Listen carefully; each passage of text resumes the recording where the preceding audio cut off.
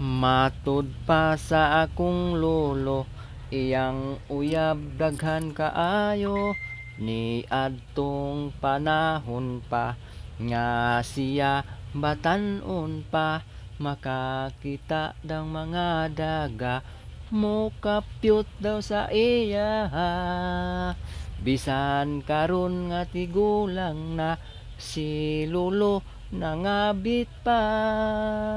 Si lola perting isuga, gilambusan siya og palwa, naigo ag iyang paa, og unya naluka pa.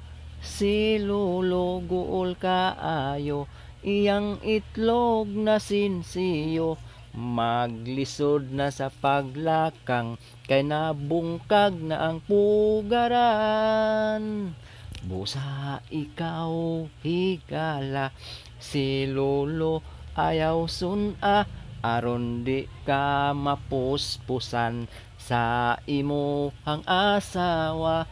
Kung ikaw maminyo na, ayaw pangitag ikaduha, aron kanang imong itlog dili kana mga pulpog. Si lola porting isuga, gilambusan siya og palwa, naigo ag iyang paa, og unya naluka pa.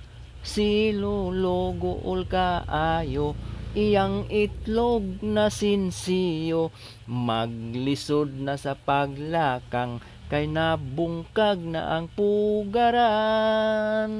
Si lola perting isuga, gilambusan siya og palwa, naigo ang iyang paa, og unya naluka pa. Si lolo perting guula, itlog niya nabungkag na, maglisod na sa paglakang, kay naguba na ang pugaran. Maglisod na sa paglakang, kay naguba na ang pugaran.